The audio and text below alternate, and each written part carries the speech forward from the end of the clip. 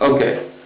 So what about this guy, David Cunningham? Can we know something of his background? And David has been very public about his past. He was born in Stratford, Ontario. He was a crack addict living in the downtown east side. He moved to BC because drugs were cheaper and more accessible there.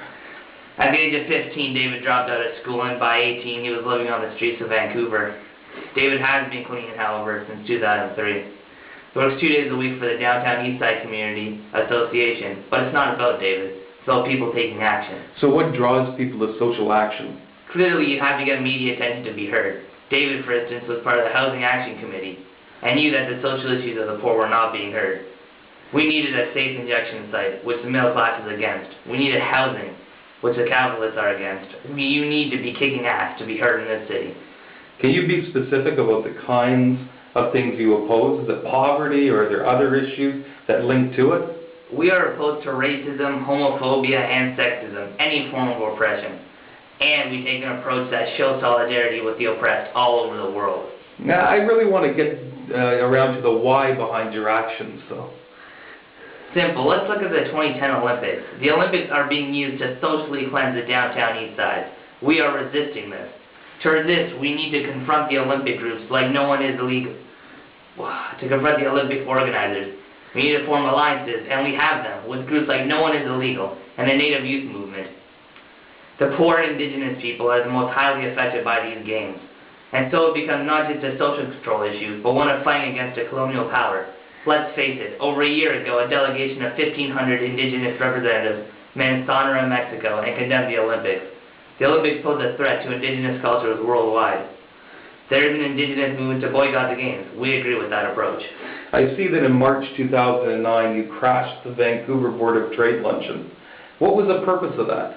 It was a case of what we call spontaneous and disruptive social action. We were there to put the powers that be, our demands to end discrimination through ticketing and street sweeps.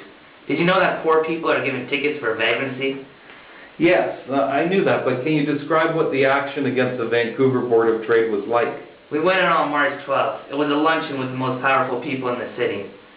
We were there to make sure that Mayor Robinson heard our voice, especially since he was delivering a speech called Building Vancouver.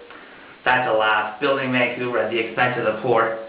As I mentioned, the area we are concerned with most is called the Downtown East Side, where many poor people live. There's a company called Concord Pacific, a big builder, that is putting up condo developments and in the process displacing street people. Our group walked in past security and demanded that the city and the Vancouver police stop discriminating against the poor with their street sweeps and ticketing. We're also against a piece of regressive policy analysis called Project Civil City. I'd like to ask you about that. Earlier in the year, your group dropped a banner off the Cambie Street Bridge that stated, "Civil City is a hate crime." What does that mean? It means exactly what it said. This project, a waste of taxpayers' money, was designed to get street people off the streets. It doesn't really address the serious issues of lack of housing, and it criminalizes the poor. It uses the police as stormtroopers who oppress the poor. At the same time that we put the banner in place, our members attended a monthly police board meeting to bring our case against the police for oppressing poor people in the downtown east side.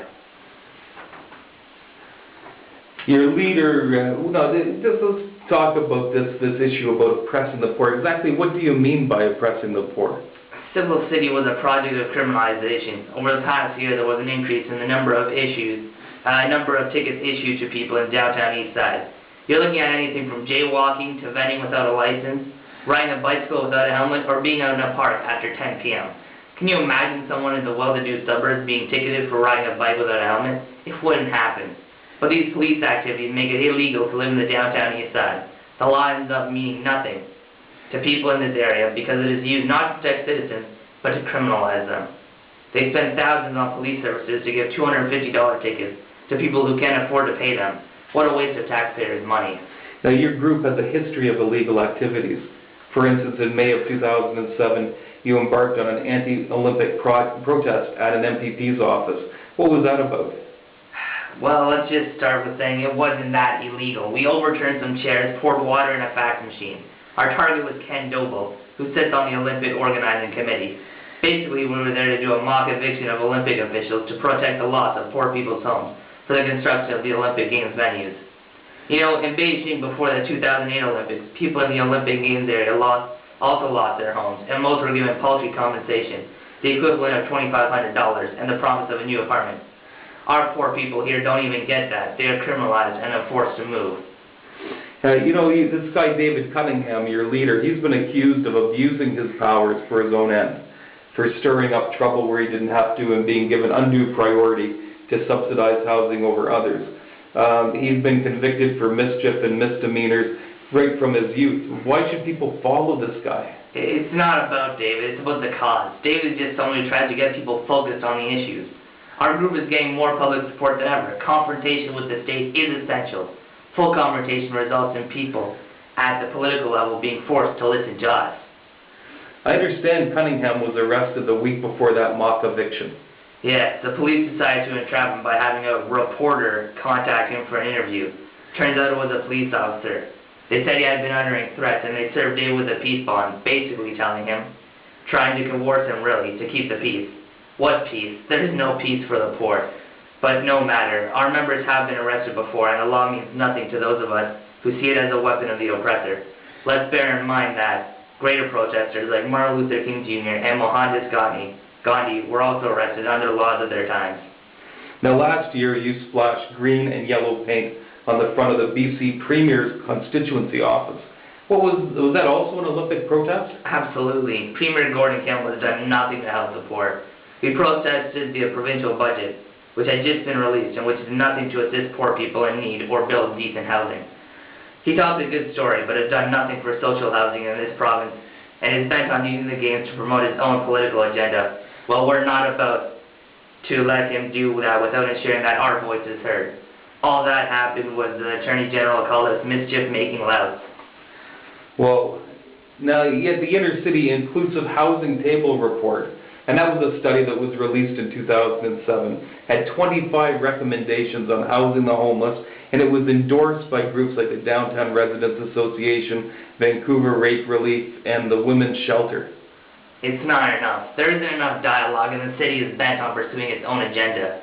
We were promised more than 3,000 housing units in the report, but they haven't materialized. Policy analysts with the three levels of government looked at the recommendations, but did nothing. The planners like to create their own little project to satisfy their clients' needs, but they don't give a damn about the people who suffer. And so what's next for you guys? What are you going to do? You're going to keep fighting? We are going to keep fighting, keep protesting, and try to do our best to ensure that the Olympic Games do not pull through the way that the mayor, the premier, all levels of government wanted them to. Thank you.